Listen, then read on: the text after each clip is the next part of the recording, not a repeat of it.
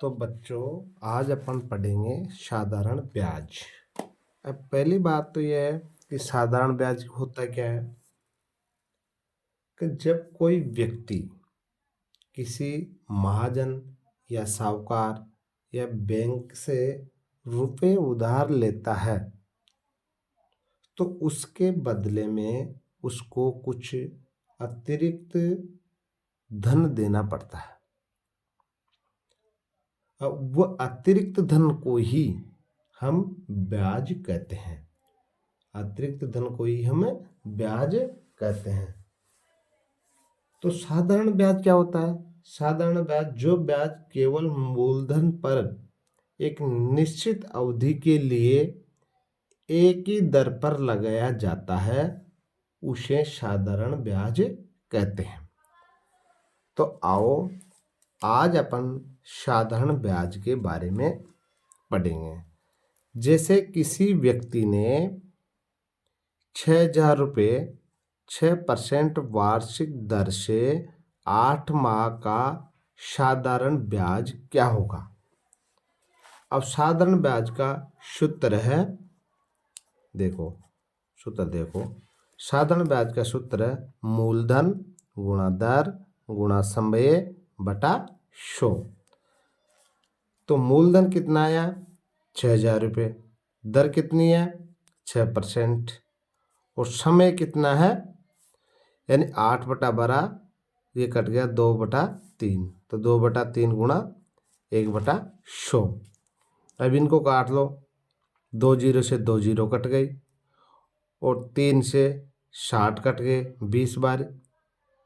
और 20 को 6 से गुणा करो तो 6 दूनी 12 और 120 को 2 से गुणा करता है 240 रुपये।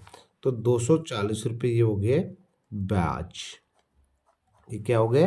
ब्याज। अब मिश्र धन क्या होता है? मिश्र धन मूलधन को और ब्याज को दोनों को जोड़ने के बाद जो राशि प्राप्त होती है उसे हम मिश्र धन कहते हैं। जैसे मिश्र धन, इसका मिश्र धन होगा मिश्र धन होगा मूलधन कितना है? 6,000 रुपये। तो ये 6,000 प्लस 240 बराबर ये हो गए 6,240 रुपये। तो ये क्या हो गया? मिश्र धन। इसका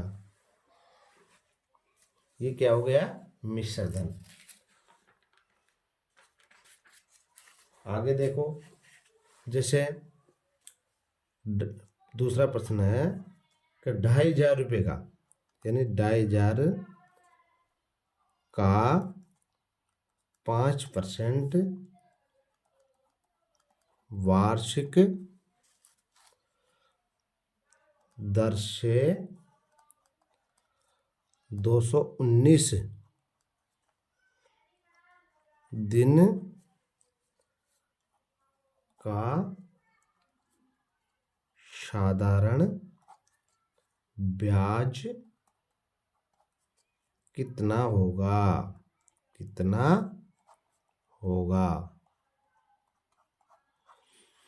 देखो, तो मूलधन कितना है? वापस जमाओ। मूलधन कितना है? ये 2,500 रुपये मूलधन है। 2,500 रुपये। दर कितनी है? 5%। तो दर हो गई 5% वार्षिक। और समय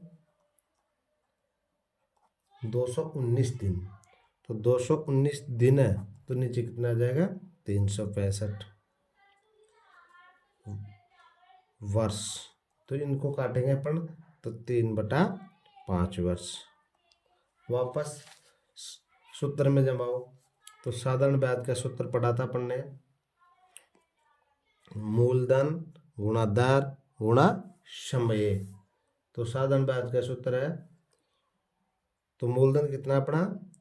2,500 रुपये गुणा दर और समय।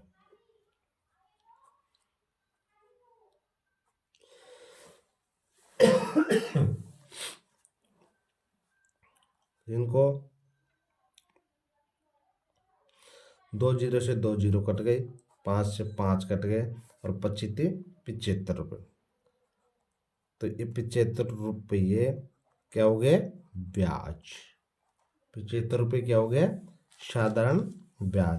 अब यदि इसका मिश्रधन निकालना है तो मिश्रधन, तो मूलधन कितना है?